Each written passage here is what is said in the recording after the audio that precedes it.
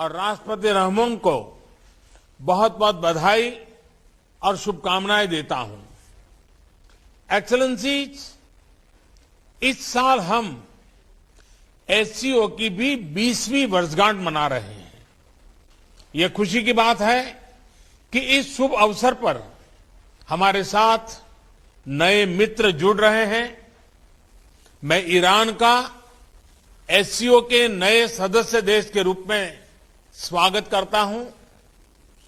मैं तीनों नए डायलॉग पार्टनर्स सऊदी अरब, इजिप्ट और कतर का भी स्वागत करता हूं।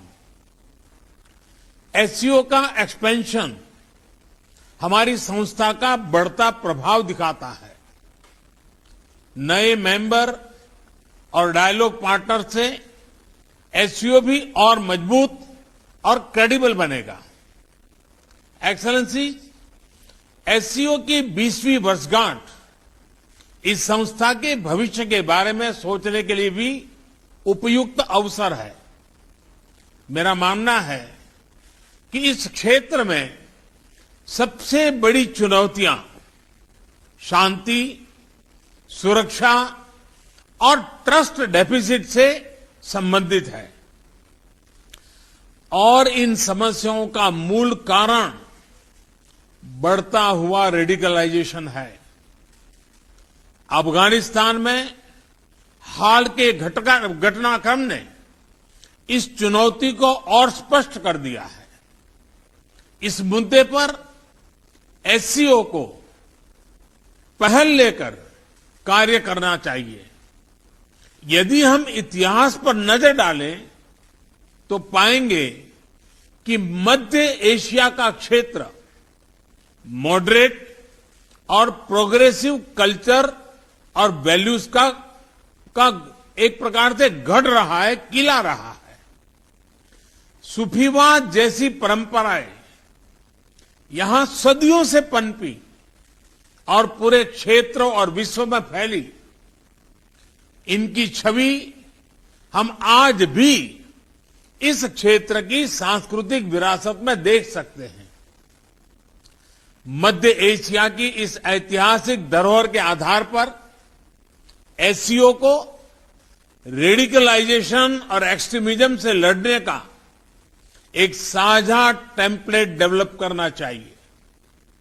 भारत में और एससीओ के लगभग सभी देशों में इस्लाम से जुड़ी मॉडरेट, टॉलरेंट और इंक्लूसिव संस्थाएं और परंपराएं हैं।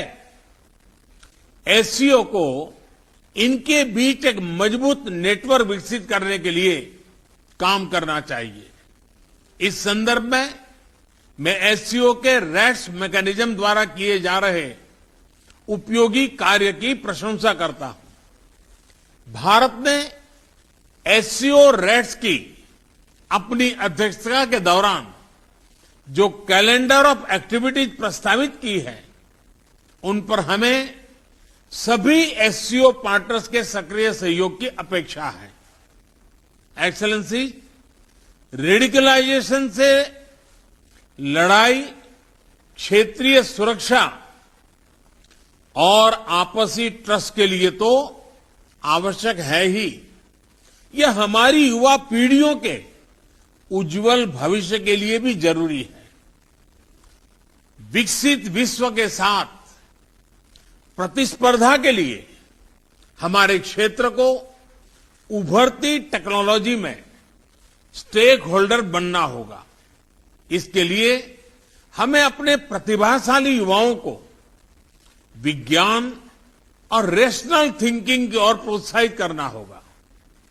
हम अपने एंटरप्रेन्योर्स और स्टार्टअप्स को एक दूसरे से जोड़कर इस तरह की सोच, इस तरह की इनोवेटिव स्पिरिट को बढ़ावा दे सकते हैं। इसी सोच से पिछले वर्ष भारत ने पहले एससीओ स्टार्टअप फोरम और युवा वैज्ञानिक सम्मेलन का आयोजन किया। पिछले वर्षों में भारत ने अपनी विकास यात्रा में टेक्नोलॉजी का सफल सहारा लिया है। चाहे फाइनेंशियल इंक्लूजन बढ़ाने के लिए यूपीआई और रुपे कार्ड जैसी टेक्नोलॉजीज हो, या कोविड से लड़ाई में हमारे आरोग्य सेतु और कोविन जैसे डिजिटल प्लेटफॉर्म्स, इन सभी को हमने स्वेच्छा से अन्य देशों के साथ भी साझा किया है। हमें एससीओ पार्टनर्स के साथ भी इन ओपन सोर्स टेक्नोलॉजी को शेयर करने में और इसके लिए कैपेसिटी बिल्डिंग आयोजित करने में खुशी होगी। एक्सेलेंसी, रेडिकलाइजेशन और असुरक्षा के कारण इस क्षेत्र का विशाल आर्थिक पोटेंशियल भी अनटैप रह गया है। खनिज संपदा हो या इंट्रा एससीओ ट्रेड, इनका पूर्ण लाभ उठाने के लिए हमें आपसी कनेक्टिविटी पर जोर देना होगा।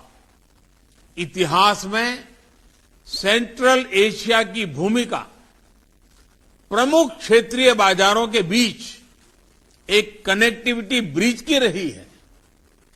यही इस क्षेत्र की समृद्धि का भी आधार था। भारत सेंट्रल एशिया के साथ अपनी कनेक्टिविटी बढ़ाने के लिए प्रतिबद्ध है। हमारा मानना है कि लैंडलॉक्ड सेंट्रल एशियाई देशों को भारत के विशाल बाजार से जुड़कर अपार लाभ हो सकता है। दुर्भाग्यवश आज कनेक्टिविटी के कई विकल्प उनके लिए खुले नहीं हैं। ईरान के चाबाहर पोर्ट में हमारा निवेश और इंटरनेशनल नॉर्थ साउथ कॉरिडोर के प्रति हमारा प्रयास इसी वास्तविकता से प्रेरित है।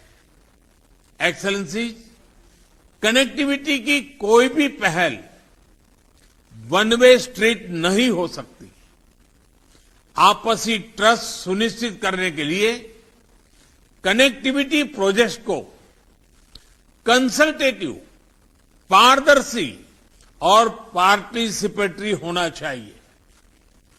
इनमें सभी देशों की टेरिटोरियल इंटीग्रिटी का सम्मान निहित होना चाहिए। इन सिद्धांतों के आधार पर एससीओ को क्षेत्र में कनेक्टिविटी प्रोजेक्ट्स के लिए उपयुक्त नॉर्म्स विकसित करने चाहिए। इसी से हम इस क्षेत्र की पारंपरिक कनेक्टिविटी को पुनः स्थापित कर पाएंगे और तभी कनेक्टिविटी प्रोजेक्ट्स हमें जोड़ने का काम करेगी, न कि हमारे बीच दूरी बढ़ाने का।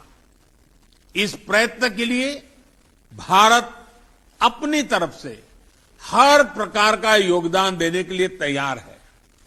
एक्सेलेंसी, एससीओ की सफलता का एक मुख्य कारण यह है कि इसका मूल फोकस क्षेत्र की प्राथमिकताओं पर रहा है। रेडिकलाइजेशन, कनेक्टिविटी और पीपल टू पीपल संबंधों पर मेरे सुझाव एससीओ की इसी भूमिका को और सबल बनाएंगे। अपनी बात समाप्त करने से पहले मैं हमारे मेजबान राष्ट्रपति रहमोन का एक बार फिर धन्यवाद करता हूं। उन्होंने इस हाइब्रिड फॉर्मेट की चुनौती के बावजूद इस सम्मेलन का बेहतरीन आयोजन और संचालन किया है। मैं आगामी अध्यक्ष उज्बेकिस्तान को भी शुभकामनाएं देता हूं और भारत के सहयोग का आश्वासन देता हूं। बहुत बहुत धन्यवाद।